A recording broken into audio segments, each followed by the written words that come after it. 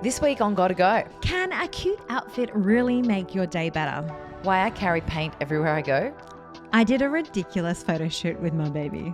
and the Mexican food hack not enough people know about, Molly. We fixed childcare, plus the one thing Bryony cannot stop whinging about. Soz, I've got to whinge about it. But to be fair, it's pretty valid. Hello, Mole. Hey, B. That was an enthusiastic hello. That was a little bit too hard. Hello, welcome. What is bringing you joy right now? Do you know what? If you'd asked me this last week, I would have been like, nothing, sleep. But this week, I got a good night's sleep last night. So this week, what is bringing me joy is a thing that I learned from you, actually. And it's called dopamine dressing. So it's wearing really bright colors because in this world where I am getting little sleep, I've just moved to the Gold Coast. I don't have a huge social life. So it is just me, myself, and I, baby, you. My life is baby at the moment. Yeah, you know, like in Barbie, the movie, Ken's like, my job is beach. Yeah, I my feel job like is your baby. job is baby right now. Yeah, and like I said to Mum a few weeks ago, I'm like, when does it get fun? Because it doesn't feel very fun at the moment. I was like, oh dear, it's going to be a long year. It's going to be a long life. But it's getting better with like, it's so funny how sleep can impact your whole day, your whole mood. 100%. And I think, you know, as you've spoken to other friends of ours that have been in this phase as well, and they've been like, oh yeah, God, like the first 8 weeks, I was a nightmare, hated my partner, like hated everyone, like felt despair. Like that is, I think, more often people's experience than not. And then, you know, we don't share that necessarily. So then everyone thinks, oh, shouldn't you just be like on cloud nine in the baby bubble? The more I've been saying to people, like everything's a challenge, like relationship with your partner's completely changed. Like the baby is just keeping you up nonstop. The sleep deprivation, like it's not that fun. Well, the sleep deprivation is just torture. Yeah. So it makes everything else harder. Yeah. So that's why I think for my new book, I've been learning a lot around joy and like seeking it out. Was that a little pitch for your book, Bri? Well, no, it's just that I've been doing some reading, been doing some research. Yeah. The thing is, I think sometimes we think joy is just something that will land in our laps if we're, you know, being a good person and just like being grateful and wandering around in life. But it's actually, you've got to get a bit more strategic than that. Yeah. You actually have to seek out the joy and be deliberate about it. And I even, like, it sounds so anal, but you actually have to even schedule it. But I found, you know, 2 years into parenting, I've got I had 2 under 16 months. It's been an intense time, a beautiful time. Like I call my boys my joy boys. I love so much of it, but it's full on the woman if you're at home with the babies. And I realized that my weeks were just becoming quite bland and there weren't things to look forward to. So my new theory is you've actually got to think about, get really clear on what makes you joyful and then schedule it in. So dopamine dressing. Do have to schedule it in though, I've found. Otherwise your weeks just go. I mean, it literally falls below the list on like fix the leaking fridge and like book the swimming lessons. And it's just like, oh, forgot to do any joy. Yeah. So tell me about your dopamine dressing. So I was having a little peruse at the shops the one time I got my energy and my shite together to actually get baby to a shopping centre. Well done. It is an achievement. Like even getting that sweet little gal into a car seat and have her screaming the whole way to the shops and back is just like, that it's stressful. Me. Get there and I'm activate like, lamb bleat mode and you're like, oh God. Yesterday I got to TK Maxx. She was asleep, so I just turned around and came home because I was like, I'm not risking this. I'd already been to the grocery store, but I was just going to pop in. I was like, not worth it. Anyhow, so dopamine dressing. So I found some beautiful bright colored outfits and I noticed 2 things. When I wear them, it makes me happier, but people are nicer to you. Yep. And also doing my makeup and actually like putting my lipstick on. I'm not going to pretend I do my hair because that's just too much time. But I put pillow down in the other sink. I make her a little bed in the sink. She watches me. I do my makeup and then I'm just like, do you know what? I feel good today. Well, you know, there's science to actually back up what you're doing there with the dopamine dressing. Really? Yeah. So I read this all in my head. No, I read this amazing book called Joyful by Ingrid Fetnell-Lee, and she actually talks about the fact that colour in nature, so back in the day our brains were wired, when we saw colour, we like lit up and we were like, oh, sugar, food source. Like, so it actually literally we are wired to be excited and, you know, get a boost to our mood when we see colour. And so I did the same. Like I used to only wear black. I don't know, somewhere along the way I just thought it's very chic and very cool just to wear black. Yeah. And so a lot of my life while living in Sydney, I just wore black all the time. Black shoes, black sneakers, black leggings. Yeah. And it wasn't until I bought out my first book that was bright yellow. I thought, I better buy something to match it. Yeah. But all my life I'd been told, you can't wear yellow because you're too pasty for it. Who's ever said that to Well, you? like lots of people, they're like, it's not your colour. You know, you can't wear yellow if you've got fair skin. And then the first time I wore a yellow dress, I was like, I feel incredibly happy. So the moral of my story is, if there's colours that you forever have been like, I can't do that. Yeah. I'm like, just ignore that. Ignore all that bloody advice about, you know. Also, wearing colour is an icebreaker because people come up to you and they're like, oh my God, I love your... Women love colour. Actually, even men sometimes, like just random blokes, you know, they're not trying to hit on you. They're literally just like, love that jacket, and off they go. You're like, one last thing I'll say on dopamine dressing, then we'll shut this section down. Apparently red, like, yes, it actually makes you more attractive. It attracts the eye to you. So there you go. I love wearing red. What is bringing you joy? You're going to laugh at this and probably pay me out, but I've gotten really into watercolours in the last year. And so literally whenever we go on a trip, we go away for the weekend, go to mum and dad's for the night, whatever, I pack my watercolours now. I have this little palette and a bunch of brushes. Yeah. And I actually have some little watercolour pencils as well. Yeah. And I'm just teaching myself really basic drawing. They're pretty bad, to be honest. Well, do you know what? Watercolouring sounds a lot lighter than the 20 books you take on holidays and then never read. Yeah, ever. Lighter on the suitcase as well. I do take a small library wherever I go and then never read any of the books. But, you know, have legit. We went overseas and she bought like 5 heavy books, which she did not read one of. Sorry, babe. It's true. I know. But I like that always you an try. optimistic reader. But the watercolours, can I say, have led to some impromptu family like art sessions, which are really fun. I feel sad when people often say, but I'm not creative. I can't do creative things. It's like, to be a human being is creative. Creativity is joy. Yeah. And just try something. You don't have to be the world's best at it. It can be terrible. Actually, the worse it is, sometimes the funnier it is. Yeah. That was like the time you got me to manifest a man and I had to draw them, like what they would look like when I was back in my single days. And paint it. And it looked horrendous. I mean, I don't think that's what the part that you ended up with looked like. Be happy with it. But I love that. If you've got any joyful recommendations, please let us know. We would love to hear it and we can share it with the rest of the listeners. I just don't think people will. Well, let's see. That's a challenge. Send me your joyful recommendations so I can prove Molly wrong. Send it to Bryony. The other thing I find more about when the world feels heavy is you got to seek out the joy, but you've also got to go and deliberately seek out some good news. Yeah. You know, I sat marinating in American political podcasts a few weeks ago and I just felt awful after, and I felt stressed and I was going to bed anxious about something I can't change and have no influence over. Yeah, and if your news feed is anything like mine, it is dark. Like there's a lot of dark things going on in the world out there. So what I thought, Brandy, was hey, it's not all doom and gloom out there. So there are some cool things happening in the world. So I've put together a little list of good news. Hit me with the good news. All right. So in Australia, we are on track to become the first country in the world to effectively eliminate cervical cancer. It's amazing. That is amazing. Can I have one rant about that? Is I will never, ever, ever, till the day I die, forgive Barnaby Joyce for saying when we first released the cervical cancer vaccine, he's like, well, I'm not going to go get my daughters, vaccinated against that. It's going to make young girls promiscuous. This is the man that then slept with his staffer and left his wife. Anyway, little sidebar, but the cervical cancer vaccine is incredible. And if we can stop women dying of cervical cancer, let's do that. It's brilliant. So proud of Australia for Love that. And the incredible scientists that created it. In Queensland. Yeah. France has made it illegal for supermarkets to throw away unsold food. They now have to donate it. How good's that? Fantastic. Luxembourg has made all their public transport free nationwide. That's awesome. Some states are doing that here as well because of the fuel crisis right now. But that also just encourages you to take public transport as well. Yeah. You go, oh God, well, obviously I'm going to do that as opposed to drive. It's free. And in Queensland, we've had 50-cent fares for some time and it's awesome. You can get, Now, this is a favourite of mine. Giant pandas are no longer classified as endangered. I don't know why that makes me want to cry. They're so cute. They're so cute. They're helpless little faces. That is great news. You often don't hear it going that way. So I love that. In Brazil, mistreating dogs or cats can now be punished with up to 5 years imprisonment. Wow. Yeah. And then finally, the blue parrots that inspired the movie Rio are slowly being reintroduced back into the wild after going extinct. I love that. And they are so cute, those blue parrots. Just imagine the characters from Rio if you've seen it.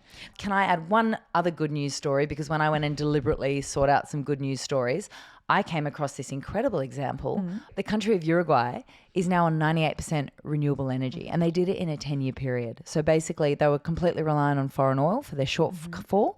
It was costing them billions, and this academic came up with a plan to get them to 100% renewables. Wow. He got a phone call one day from the president of the country who said, hey, you're a scientist, you're an academic, I'd like you to come and implement your plan.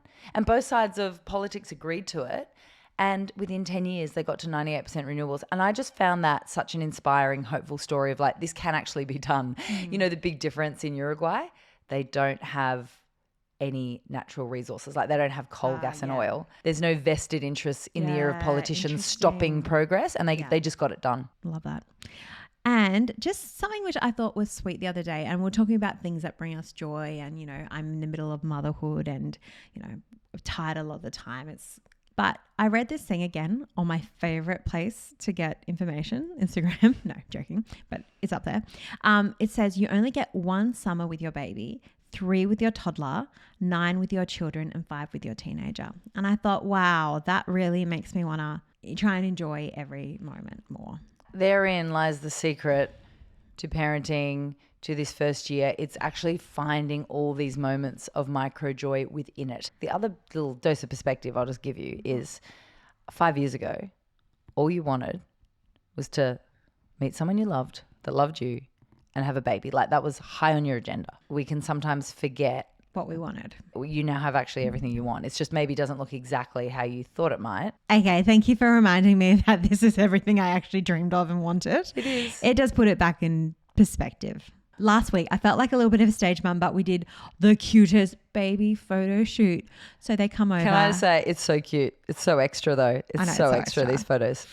So they come over to your house and they set up all these like little like a basket, and you put your baby asleep in it, and they covered in like flowers. It's a very Anne Geddes vibes. So Anne Geddes, and those ladies from the 90s will remember Anne Geddes. Oh my God, there's all these adorable poses. Anyway, that brought me so much joy this week because she does look so cute. That woman, you could tell it was not her first rodeo. Like her tricks for like calming them and getting them to smile and like putting a cute little headband on, it was redonk. Yeah, she had like it was like this recorder, and all it did was this shh.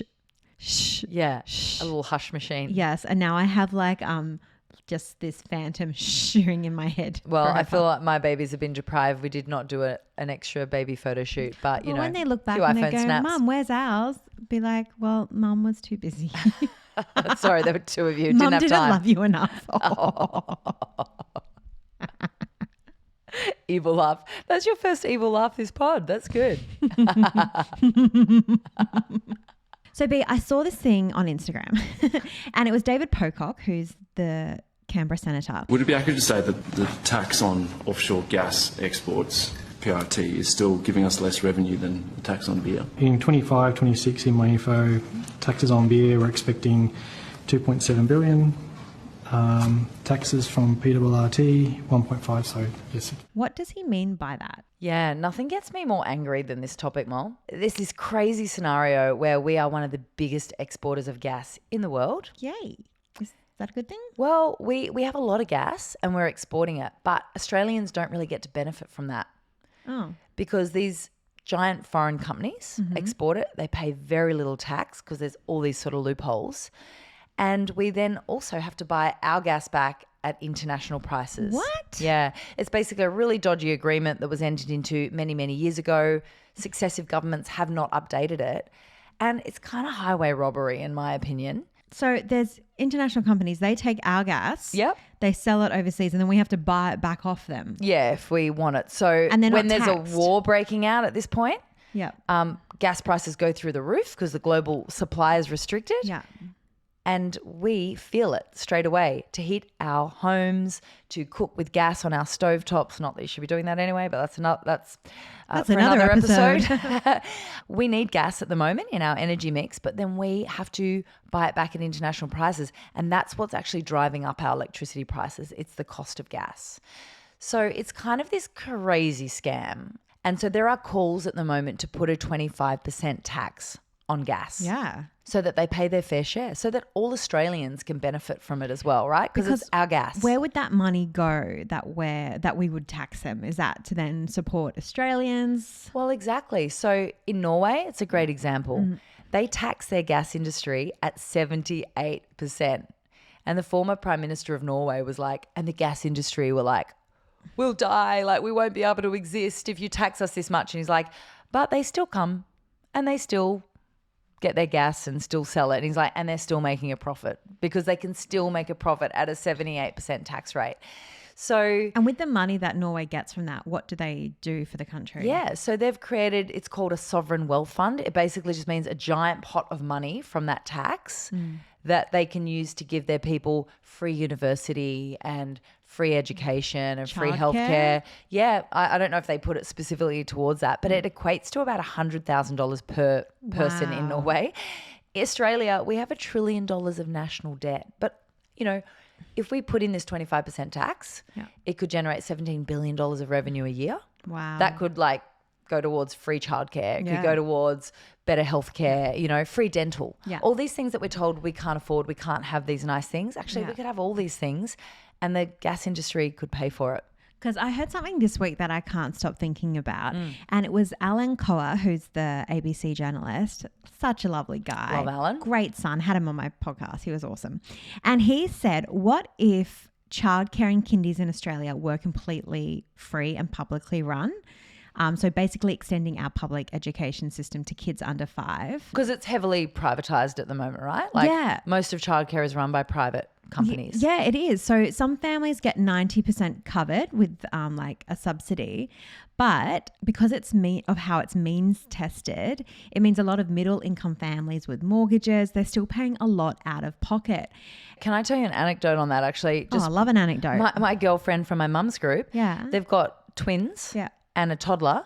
And she's like, for her to put them in daycare, it would cost them like over $600 a day. So she's like, I literally, not only would she not make money, she'd be losing money to go back to work full time. And then it's kind of penalising women who are doing well in their careers as well. And keeping these like high achieving like women that should be in the workforce and we want in the workforce out of it. And we need in the workforce as role models for the younger women coming up and just for so many more societal and cultural reasons. I know. But so get this, dad's work participation hasn't really changed in the last few decades, which is no surprise there. But mums has gone up from 60 to 80%.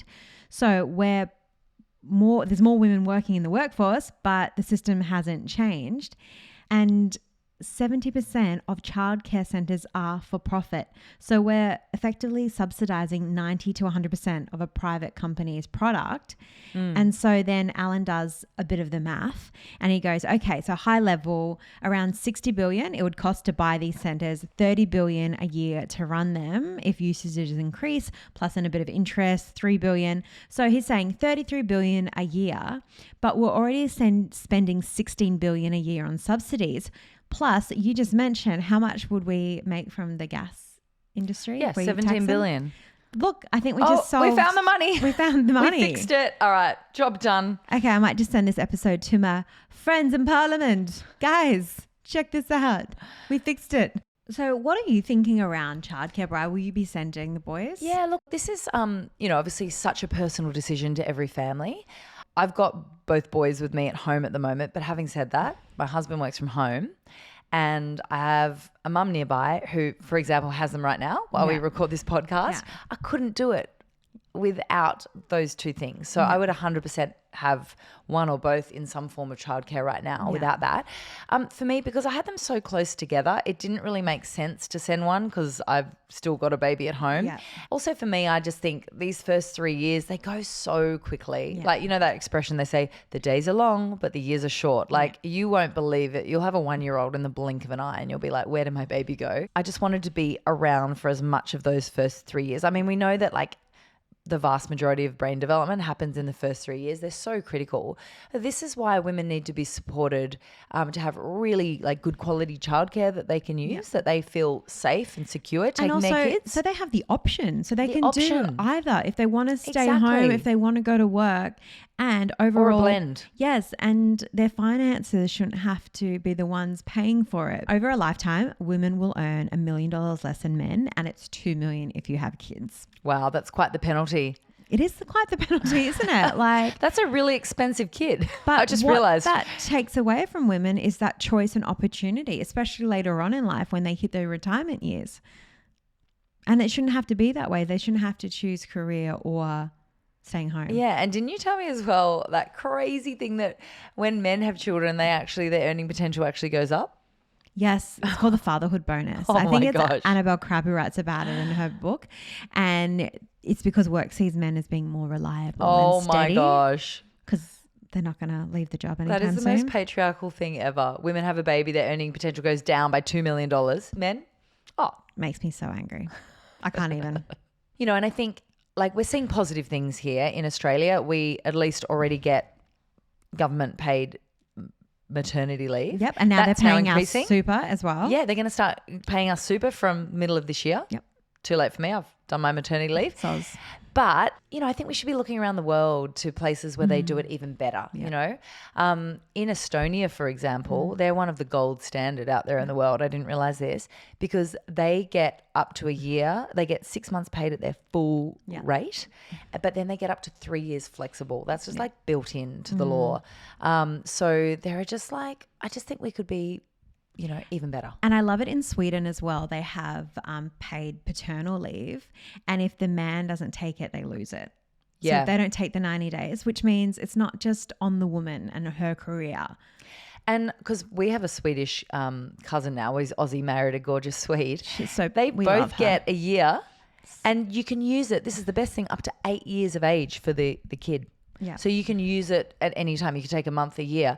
But apparently my cousin was telling me it's quite frowned down upon if you don't take it as a man. Whereas good. here, like I've literally had a girlfriend say to me, her husband was told that if you took paternity leave, he would get fired, which is totally illegal, by the way. But that's still the case. Whereas there, they're like, oh, you're not taking paternity leave? What's wrong with you? You're not a real man. And our beautiful Swedish cousin, who we're so excited to have in the bloodline, she was saying as well, one of the great things that came out of it was like when the kid cries, it cries for mum and dad. Yeah. It's not just like all on the mother. Also, our cousin said it was the first time he actually really appreciated what she'd done because when he took his paternity leave. Oh, it's not that easy, is Yeah. it? You're not having a vacation. He You're said, not unemployed. You know, she'd get home from work and be like, where's dinner? He's like, I haven't stopped all day. Like, I've been flat out. Yeah. And he's like, I didn't truly appreciate it until I did it. Because how can you? So in our family, we do Mexican Monday. Woo, Mexican Monday. It's pretty good. But there is just this Mexican hack that I need to share because not enough people know about it. I mean, we had a Mexican hack last week, but go again. Did we? Yes, burritos. Oh, yeah. You're meal prepping. Okay. Okay. Well, maybe it's going to be a regular segment, Mexican hack. I mean, niche, Very but niche. go for it. Very niche. So a girlfriend got me onto this years ago. I've had a 100% success rate of people I have told about this that use it and they're like, this is a superior way to eat Mexican. So hard tacos, great, but they fall apart really hard to eat. Soft tacos, you miss out on the crunch. So why can't we have both? What you do is you get a soft taco, then you put avo on it, Yep. and then you put your hard taco and put all your fillings in the What? hard taco, wrap it up so you can eat it. You get the soft and the hard, but the soft taco holds the hard taco together so it doesn't spill everywhere. Oh my gosh, It is briny. delicious. Genius. It's an evolution. I'm telling you now, everyone that I have shared this with is like, I've been eating Mexican wrong my whole life. Because I always cut my mouth on the hard taco, but I love a hard taco. Yeah, well, this buffets it. But I don't know what the Mexicans would think about this. It's probably Well, sacrilege. let's not taco about this. Let's try it. Ayo. B, gotta go. What's gotta go this week? Well, obviously, I'm just going to stick with what we've already been talking about. Giving away our gas for free to giant companies has got to go. We've got to start taxing it. We've got to get the benefit as all Australians. And let's get that $17 billion of extra revenue a year to pay for childcare and healthcare and free dental and all those things. I'm shook by that. Honestly, I'm shook. Beer drinkers pay more tax in this country than the entire gas industry. It's Cray-cray. outrageous. Cray-cray. One last thing to say on that. Ooh. On a volume of gas that we get $100 million for, if we're in Qatar, Guess how much we'd get? Double. 200 million? 200 million. More. 500 million. More. $1 billion. More. What? 5 billion. More. 10 billion. More. What? I'm confused. $32 billion. So the gas we sell that we earn $100 million on, in Qatar they would earn $32 billion. It's ridiculous. Case closed. Can we please tax our gas industry? What's your got to go this week? Look, it's not as deep as yours, but what I think's got to go is the boxes that we know we're never going to use, the cords for our old laptops, our old phones, the boxes that go in the phones. Why do we hold on to these things? Why? I know I've got literally a bag full of cords, which I don't really know what they're used for, but I don't want to throw them out just in case I find something one day that fits that cord. I saw this very funny video on TikTok this week, and it was a chick saying, do you know why millennials, why we can't throw anything out? It's because of our mothers. And it was this sketch. She's like, what about this little piece of plastic? You never know when this could come in handy. I was like, yes, that was our childhood. Can't throw out anything. Do you have an iPhone box you're holding on to still? About 4. Yes. Why do we do that? Including the dead iPhones, including the cases, like all this tech I'm never going to use. Well, I keep thinking I'm going to take my phones back to the shop. I haven't done it yet. And I also feel like I'm going to use the boxes for like earrings and stuff, but like I won't because I'll just put them in something way nicer. Yeah. So that's got to go this week. I do think having a mum who was a primary school teacher has maybe influenced this a bit for us. You were like, this could be 5,000 things. This could be a paint palette. We could grow seeds in this. It could be a coffin for an ant. It could be anything. Yeah, I'm all for decluttering. Love it, Mole. Got to go. The stuff's literally got to go. So for our listeners and viewers, if you've got something in your life that you're hoarding, the nitty gritty things that you need to get rid of, they've got to go. Let us know in the comments of what they are. Well, Mole, it's been great catching up. We've both got babies to get back to now, so got to go. Got to go.